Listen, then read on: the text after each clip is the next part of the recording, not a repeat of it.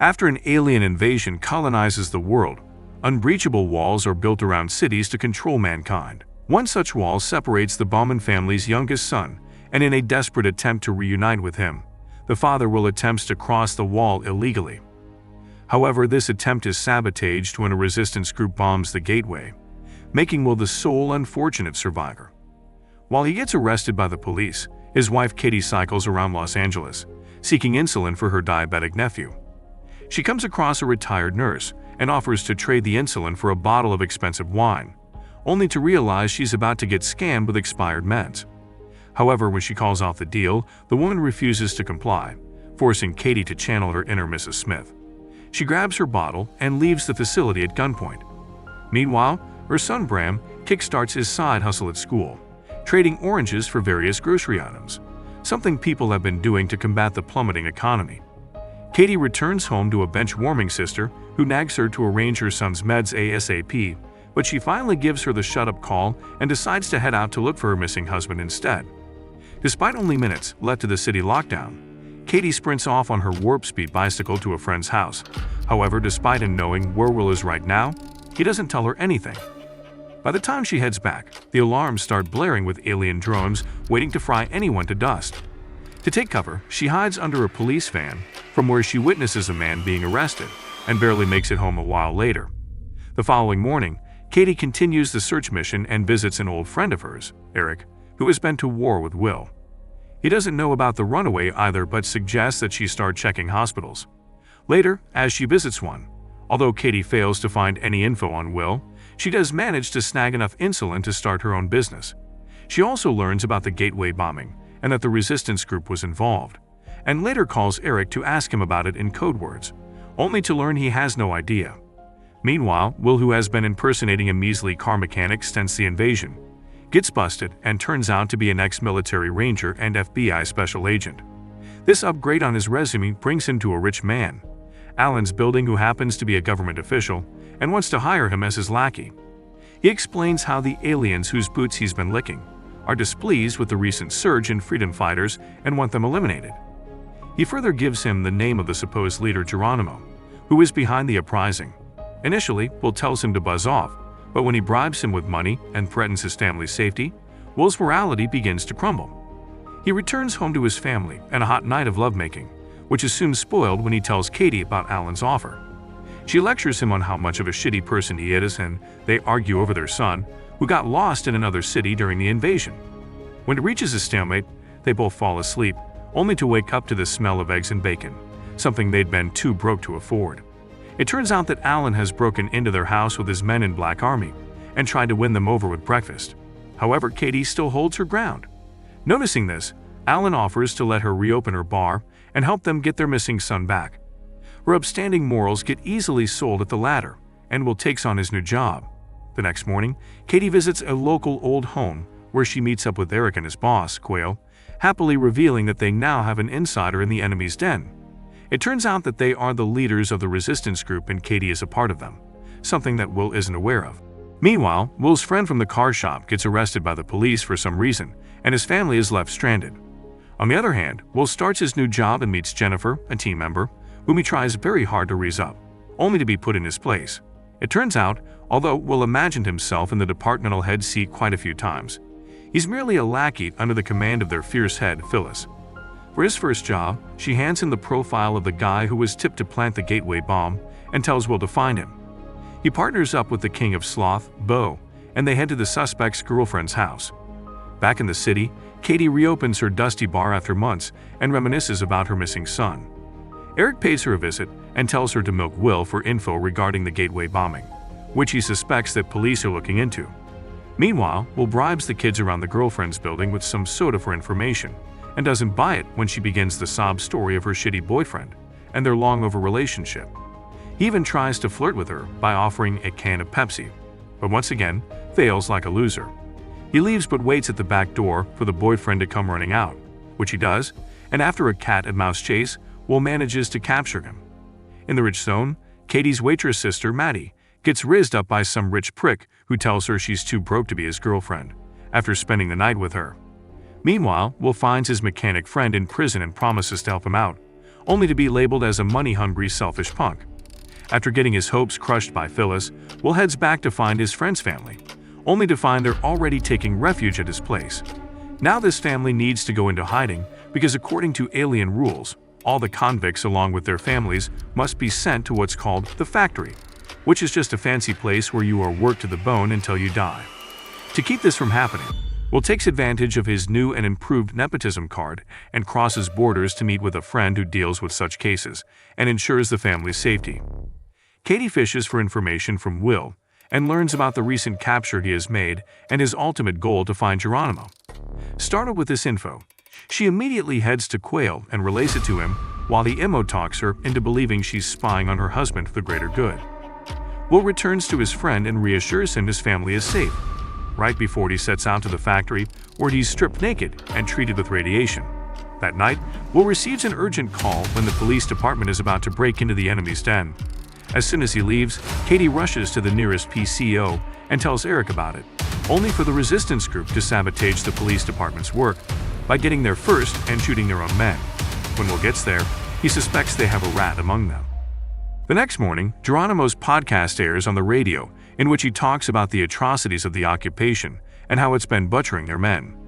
Normal people who are easily inspired by his words record these broadcasts while the alien-controlled police trace his location to capture him, only for Geronimo to escape by the time they reach him.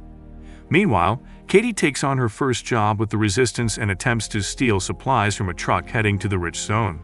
However, it fails miserably thanks to their collective lack of talent, and they even manage to shoot one of their own men. Witnessing this gruesome scene, Katie returns home completely losing her shit and cools her head in the shower. When Will asks about her weird state, she shuts him up with a kiss and refuses to share any details. The following day, Will's team arrives at the crime scene and retrieves the dead body of the resistance member, which Phyllis decides to investigate. Only moments later, the police raid the dead man's house, kidnap his family, and search his room, where they find a novel and some sus language codes. Katie returns home to find Will, who once again asks about her apparent ghost possession from last night. However, she lies her way out by using her missing son sob story, and Will spills the beans about the police department's next moves. Still distraught, she later meets with the rest of the group, and Eric tells her to fish more info out of Will about what they'll do next. That evening, Bram's girlfriend takes him on a hidden tunnel excursion, and though he thinks her idea for a date is weird, he doesn't mind it much when it leads them to the other side of the wall. There they discover an abandoned building full of rich people's food and home supplies, and Bram doesn't hesitate to fill up his bag with them. Meanwhile, Phyllis extracts some data on the dead man from their all-knowing, all-seeing database and sends her errand boys on another crime-hunting trip. They end up at an abandoned building, only to discover it's a makeshift shooting range. However, before they bake any info, some masked men attack them. They try to capture them, but the armed men escape, leaving behind a bunch of armory. Quayle learns about this and throws a tantrum, deciding that Will needs to be dead for their schemes to work. However, when Eric argues against it, he tells him to tell Katie her information needs to outweigh her husband's raids on their hideouts.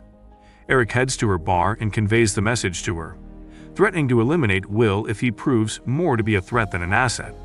As soon as he leaves, Katie celebrates the brand reopening that is crashed by Alan's disgusting ass. He soils the mood by giving a word-ass speech and later bullshits both Will and Katie by claiming that his work, which involves torturing people and exiling their families to an alien facility, is in fact noble. This makes Katie throw a tantrum, and she tells Will they've sold their soul to Satan and need to escape it before their hands are painted in blood. He blackmails her by using their missing son as an excuse and tells her about their extensive database. She relays this info to Eric, assuming it's what the police use to get to their hideout, and cuts a deal to guarantee Will's safety in exchange for all the info she's providing. The next day, as the police force heads out to torture children and detain adults even remotely involved with Geronimo or the resistance, it turns out that Eric has been a part of them for the last 9 months. He meets up with Quayle later and leaks all the info he's received while Maddie, Katie's sister, dresses up as a baddie and heads to the rich people's district for her new job. Meanwhile, Phyllis finally lets Will into her private office. She theorizes that all the resistance groups are acting independently for now, but things might get really ugly for them if they coalesce anytime soon. Back home, Katie sends her kids off to a park and starts a fire. She pretends to be a damsel in distress when she calls Will for help and he rushes back with a bunch of bad guys who turn their place upside down.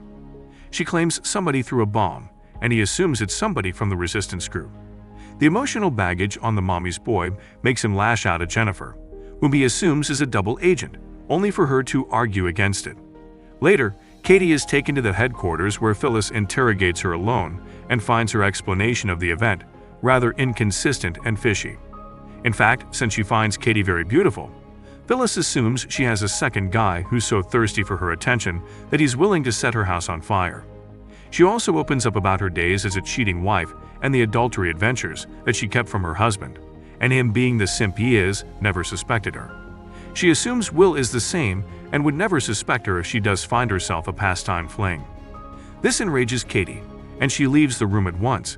Phyllis later meets with Will and tells him to keep his eyes and ears open because the police have discovered a collection of Geronimo's tapes from his son's bedroom, so he knows what the rest of his family is up to. Meanwhile, Maddie heads to her rich employer's art gallery and begins yapping about Picasso and Da Vinci to earn some points, only to be assigned to a photocopier instead. Will returns home to Bram's childish tantrum, but he shuts him up by bringing up the Geronimo issue. Bram says he only recorded the tapes but never participated in anything, and further reveals that the posters with Geronimo's name have a code for the date and time of his podcasts. He uses this info to capture Geronimo during his next podcast, while Katie points out Phyllis as the lady in command to Quail. Will, on the other hand, despite bringing him in for interrogation, doesn't believe the man in rags is the mastermind behind the uprising, aka Geronimo, which Phyllis believes as well, despite Alan's arguments. Either way, the guy reveals some info about a secret line from which he receives the scripts he recites, and Will's team actually discovers it at the said location, only to find that it connects to the rich people's zone. Meanwhile, Maddie uses her knowledge as an ex-gallery owner to point the whereabouts of some paintings to her client, and successfully lands a higher position in her company. On the other hand, Phyllis tells Will to keep the line's connection to the green zone a secret for now, and later visits Katie at the bar. Katie assumes she's here because of her lack of female friends, which is no surprise given her shitty personality, and also because she goes on and on about her husband and how much he cares for her, and yet, she being the bitch she is, didn't think twice before cheating. However, as it turns out, she has evidence of Katie's involvement with the resistance, and she threatens her to join her side as a double agent in exchange for Will and her family's safety. However, this partnership doesn't last too long because as soon as Phyllis returns home that night, Eric breaks into her house and puts her big brain to rest. A day later, Geronimo advertises a new podcast, but during its process, a worker of his gets ambushed by the police. The same morning, Will visits Will and tells him about Phyllis's death, something that Katie overhears. As Will visits the crime scene, they deduce someone shot her at a close range, and are all surprised to find the interesting graffiti the assailant has left behind. Heading back to the office, Will meets with the kid they'd picked up near Geronimo's hideout, and tells him either he lives the rest of his miserable life, serving some alien wannabes, or tells him the truth and stays on Earth. He tells them where he got the posters from, which leads Will's team to a lavish mansion in the Green Zone. They find two movie junkies there and capture them once they discover their little Geronimo fanatic hideout. Meanwhile, Katie meets with Eric and protests against Phyllis's death. However, the arrogant prick says she needed to die like all lunatics deserve to. On the other hand, the supposed twin Geronimos they captured turn out to be harmless little kids who only wanted to raise their voices against this neo-Nazi alien circus.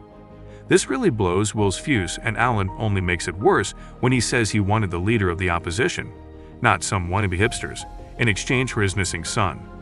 He further assigns him Phyllis' position and demands excellence before fleeing. Later, he calls Jennifer to his office and accuses her of being a spy, only for her to reveal that Phyllis suspected it would be his wife, especially since he's such a blinded by love husband and also an idiot. This shakes Will's entire world, and he heads home to assume the role of a private detective. He inquires about the house fire from the kid's tutor and later searches Katie's bar for clues, only to find nothing but their family photos and a strange book. The next day, Alan meets with Alina, a senator directly in contact with the mysterious aliens, and tells her although he has captured Geronimo, it turns out that he's more of a concept than one man. She tells him to cover it up as soon as he can because the aliens won't tolerate any more freedom fighters. This warning brings him back to the interrogation room, and he offers the first Geronimo, who is an ex-actor, a role in his new conspiracy. He wants him to play the role of Geronimo during the next court hearing, and in exchange, his life would be spared. The hearing is broadcast live on television, during which many paid actors dramatically mourn the loss of their loved ones, while the Geronimo imposter takes the blame silently. Alan delivers an emotional speech as well, which he reads out loud from a teleprompter, winning the public's sympathy. However, he shows his true colors later when Geronimo asks for his freedom, but he declines it, putting him on the gallows and assassinating him publicly. Meanwhile, Katie and the Resistance play dress-up in their spandex onesies as they prepare to abduct Alan's arrogant ass. On their way back, Will asks Alan why he had to make such a dumb move and assassinate a podcaster in the name of some Machiavellian freedom fighter. He says it had to be done since the public needs to know what'll happen if they mess with his alien masters. However, his high horse doesn't last too long since Eric, who is in the other car escorting Alan, begins his operation by impaling his seatmates' heads with some bullets. Right after that, Alan's car is driven off the road where the rest of Eric's men disguised in police uniforms, including Katie, begin a shooting party with Alan's car as their target. They manage to get past the bulletproof windows, however, when Eric is finally about to nail Alan, Will gets in the way, making him unable to pull the trigger because he promised Katie. Will drives the car away from the location and later ditches it, making Alan walk on his feet for the first time. Meanwhile, a distraught Katie returns to her bar and quickly takes off her police gear. However, just as soon as she's done, Will barges in, along with Alan, to keep the latter safe. Katie is forced to pretend to care while Alan goes on and on about how all the very people he was feeding suddenly turned on him. He assumes it was a coup, but Will insists it was the work of those so-called freedom fighters and decides to call the police head for aid. Katie lies about having a working phone in her office, and as soon as she gets him alone, she says he shouldn't be risking his life for a man as filthy as Alan. However, he doesn't listen. As he heads out to the PCO, Katie secretly calls Eric and informs him about Alan's current location, while Alan regresses to his childhood from the trauma. They later talk about Katie's parents and how Alan got this strange job, but Will returns and interrupts it. Katie notices that his arm is bleeding and becomes his personal nurse for the day, using her charms to make him give up Alan to whoever is after him. However, he calls her too stupid to see that he'll be replaced with some other prick, even if he's removed from their way. Alan overhears this and tells them their son is alive. Suddenly, the bar door knocks and Katie goes out to check it. Eric, posing as a police officer, enters and patrols their place before leaving with a warning for Katie. Will believes he's one of the bad guys and will come back with his entire villain gang soon enough. While they prepare to counter their next attack, Quayle tells Eric to eliminate Will if he gets in the way. The invasion begins with a smoke bomb, and Will tries his best to defend the fort until he gets shot in the leg. One of Eric's men points their gun at him, only to be shot dead by Katie, who returns with the gun Will gave her. However, before she can play Miss Badass some more, Eric points his gun at her and tells them both to step aside. They reluctantly do as he makes his way to the office where Alan is hiding. However, just as Will follows after him, Alan's policemen arrive and take him away from the cabinet in which he's been hiding. Later at night, Will tells Katie Geronimo isn't a terrorist but some mad guy who merely paints posters, and that these resistance guys are something completely else. While she wonders if she's been lied to all along, Will calls her his hero and leaves. Meanwhile, Quayle believes that Katie is a double agent who has been playing Will's side all along, and orders Eric to eliminate her. As Katie suffers from nightmares, her sister puts on a spicy show for her employer with her husband.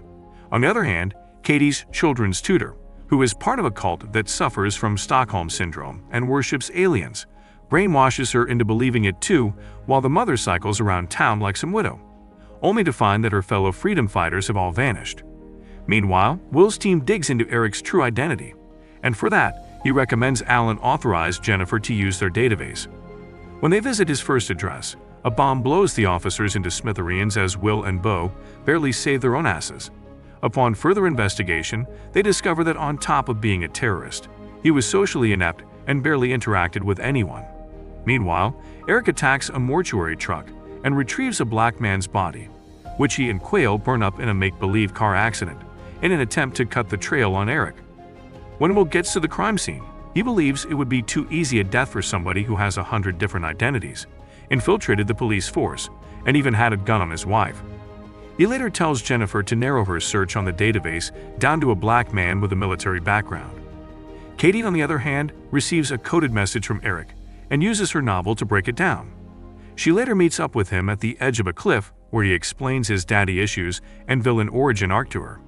He then asks whether she has ever passed on info to Will, which she denies, and instead tells him he's an ungrateful prick before leaving. Eric meets with a common friend and tells her he doesn't believe Katie is a double agent. However, she fears that Quayle might not be happy to hear this. Meanwhile, Alan meets with Will and hands him a picture of his lost son in the neighboring district, confirming that he's alive and well. However, when Katie learns of this, she deduces they are just using his picture to make Will do more and more of their dirty work, because if they could capture a picture, they could easily rescue their son. Meanwhile, Maddie the baddie gets fired from her gallery assistant position after her employer's husband flirts with her in the kitchen and a maid rats her out. Back at the bureau, Jennifer shortlists Eric as the man leading the resistance, and they discover he has been to Katie's bar once before. Hopeful she might know something, Will asks her about him, and she gives up his real address upon learning he's the one behind Phyllis's death. However, her guilty conscience gets in the way and she ends up calling him with a warning just moments before Will's team breaks into his house. Although poor Will fails to find Eric, he does get his hands on his counterfeit police uniform and the same novel that he saw in Katie's drawer, confirming her involvement with the resistance. The next morning, Will suspiciously eyes her and later riles her up by telling both Bram and their daughter, Gracie, that their brother is alive and well. However, this turns into a family drama when Bram realizes his father is just bullshitting them all and finding more reasons to keep his job as the government's dog.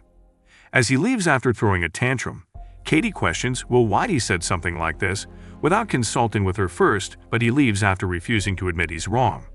Back at the bureau, Helena visits Alan and informs him about the upcoming performance review. She further warns him if the Geronimo issue doesn't get settled by then, they might lose the entirety of their city. Meanwhile, Katie meets up with her friend and, still worried about how Quayle wanted her dead, tells her she wants to leave the resistance group, reasoning that her kids still need their mother. On the other hand, the tough Quayle turns out to be a snitch as he calls Will at his office and blackmails him with Katie's identity.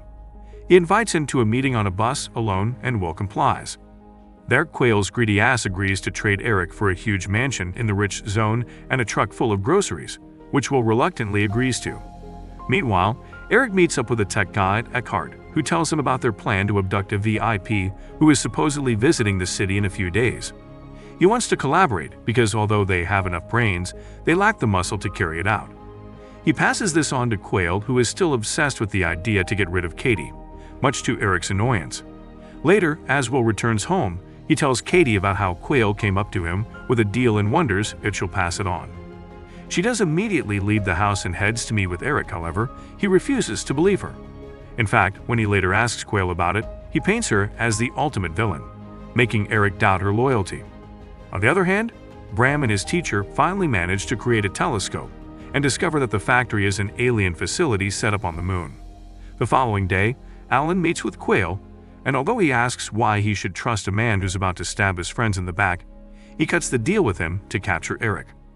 Quayle sets up a meeting to ambush him in a market where he wants to introduce him to Eckhart. However, moments before the police attack, Katie spots them and sends Eric a warning. Additionally, she sets off a firecracker to make the public run wild. However, this mayhem ends up exposing her friend to the officers and they gun her down. On the bright side, Eric, Quayle, and Eckhart all make it out alive. As Will's mission gets completely smoked, Jennifer discovers that Quayle is an ex-CIA informant who is higher up in the resistance hierarchy than he claims. Alan orders them to interrogate him, but since Will is worried he'll leak info about Katie, he gets there first, shoots both him and the guards to death, and pins it on Eric. Although he has to tolerate Alan's scolding later, he cools himself down with a bottle of beer and a heart-to-heart conversation with Beau. Meanwhile, Katie visits the crime scene to witness how the occupation has made a mockery out of her dead friend and her sons, and she can't help but cry her eyes out. Later, Will returns home to Katie and resolves their ongoing fight before telling her how he has gotten rid of the people who attacked them, and that she has nothing to worry about now, while she stares at him in disbelief. On the first anniversary of the alien invasion, people in Los Angeles light up air lanterns to honor the dead, only for the task force to rain on their parade. In retaliation, the townfolk make burnt toast out of some policemen and their vehicles, and Will decides to use this chance to trick Alan and run away with his family. Alan, on the other hand, loses his shit when it turns out that despite higher security, many resistance groups have protested and started fires the night before. Will uses this chance to feed him with the bullshit story about how all these attacks were well orchestrated and meant to make Alan look bad. When it comes to his fragile celebrity image, Alan immediately admits to letting them investigate it. However, he tags his loyal dog to them. Meanwhile, Katie meets up with Eric, who tells her to quit being a drama queen just because some of their friends got hanged and move on. On the other hand, Maddie's employer lowers her job title to her kitchen maid by asking her to do heaps of dishes, which she reluctantly agrees to. Later, she apologizes to her for everything that almost happened between her and her husband and feeds her with some info on a rare piece of art, as her first step to revenge. Meanwhile, the husband meets up with Alan, and they discuss the arrival of their esteemed guest, a chief minister, within the next couple of days. Katie and Eric meet up with Eckhart's gang, and they agree to let Katie join them after some speculation. Eckhart reveals that the VIP will be visiting their city on a metro train, which they need to find and blast off of the rails in order to kickstart their hostage program. On the other hand, Will and Bo make it to the suspected location and stage an assault to make the police leader confirm the allegation that the attacks were indeed synchronized and meant to make Alan look bad. When this news reaches Alan, he further confirms the location of an across-the-border underpass and decides to seal it, only for Will to suggest they exploit it instead and lay a trap to capture the assailants. What he doesn't know is that it's the one his own son uses. At the new hideout, Katie and Eric discuss their plan with the new guys and later practice shooting, after which she returns to the bar, where Will asks her if she'd leave this place in a heartbeat to live on a faraway island if she's ever given a chance. After some hesitation, she says that she will. The next morning, Will visits the secret tunnel and realizes it'll be the best route for them to escape through, while Maddie allows her boss to get captured by Alan's forces, since the recent artwork that she hoarded is unlicensed, finally completing her revenge. At night, while Will gets ready to escape, Bram packs up his bags to visit the other side of the wall with his teacher, only for Katie to intervene. She asks him to babysit his sister instead, since she'd be leaving on some top-secret mission at night. He initially creates a scene like any pubertal teenager, but eventually agrees after she hands him an emergency contact number. As if a chaotic son wasn't enough, Katie finds an indoctrination book in Gracie's possession and realizes that the tutor has been filling her up with lies about the aliens. When Will gets home, she tells him about it, but he says they won't need to worry about it since they'll begin their escape plan tonight. Katie isn't a fan of this idea, so Will brings up her spying on him as some leverage to win the argument. Katie claims she did it to protect her family, but when he doesn't buy her emo bullshit, she brings up their missing son, which finally puts an end to their argument. She also refuses to leave with the kids and Bo, and instead heads out to carry out the Resistance's mission, starting with some poor guards at the gates of the subway. She distracts men while Eric finishes them off with his guns and muscles. As they slowly make it inside, one of the men sniffs up on how fishy things feel, but before he manages to call for help, Katie finishes him and Eric lies on his microphone. The group somehow makes it to the tunnel where they plant their man-made bomb, only for the damage to be far greater than they'd anticipated. However, as the train lies off the tracks like they wanted it to, they make their way inside it, only to discover that the VIP is actually an alien. The next day, in the neighboring Santa Monica City, some children trick a poor, homeless man and spray gas on his eyes to steal his belongings. This theft is witnessed by the police, which chases after them. However, the little thugs escape. One of those kids is Charlie, Will, and Katie's missing son. On the other hand, Jessica visits Will with the news of the kidnapping and also of Bo's disappearance. Later in the office, Helena takes over this case and reminds everyone that during the arrival, when two of these aliens died in Dallas, the city was turned to ashes in retaliation, something that might happen to them too. Meanwhile, Eckhart's team argues over why the bomb was so powerful that not only did it knock the train off the tracks, but also caused their hostage's death. Eric suggests they dump this shit somewhere because if it isn't human, they can't interrogate it. However, Eckhart wants to assume the role of an alien doctor and persuades everyone to go along with it. Once they're off the track, they wrap the alien in aluminum foil to mess with its GPS and carry it to their hideout. On the other hand, Will returns home to find that Katie is still not home, and asks Maddie to take the kids to the green zone right away. He also feels that Bram knows something and asks him about Katie's whereabouts. After some bickering back and forth, he gives up the emergency phone number she gave him. Out on the streets, Eckhart's team fools some policemen out of their car, whom they gun down before taking their vehicle to get to their hideout. At the green zone border, Bram runs away and meets up with his teacher as the two decide to use the tunnel to get to the other side, while Maddie makes it inside with just her son and Gracie. Meanwhile, Alan visits his estranged daughter at a shelter house and apologizes for being a deadbeat father all along. He offers her a transit pass that would allow her to travel through all the walls as an apology, but she outright declines him. At the bureau, Jennifer shows Will a video with proof that Katie was the one who kidnapped the alien. Afraid she might actually get punished for it, Will looks through the videos of the market shooting and realizes that Eckhart was the one Eric was meeting that day.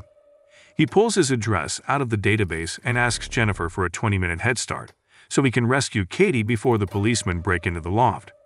Meanwhile, Eckhart's team isolates the alien in a metallic cage to block GPS, while they argue over whether one dead alien is worth the destruction and death the retaliation is bringing to their city. Eventually, they get down to cracking its Power Ranger suit, however, it doesn't work. Right then, Will calls Katie and tells her she's in trouble, but she doesn't sweat it. Tired of her bullshit, he gets to their loft himself and warns her that they have merely 10 minutes to get out of there and leave the alien behind, otherwise they will be captured. Although Eckhart still doesn't listen, Katie forces them all to leave by breaking the barrier and eventually gives in herself. Alan's team gets there soon, and he rewards Will by handing the transit pass to him, suggesting he use it to bring his son back. As Maddie's new life begins to improve for the better, Bram and his teacher get caught while transiting through the tunnel. Alan gets arrested by his own people, and Will heads to Santa Monica to find Charlie. Finally, Katie returns home to an empty house and wonders where she went wrong. This brings us to the end of Katie and Will's adventures. Comment aliens below to let us know you enjoyed this story and make sure to like and subscribe. See you guys in the next video.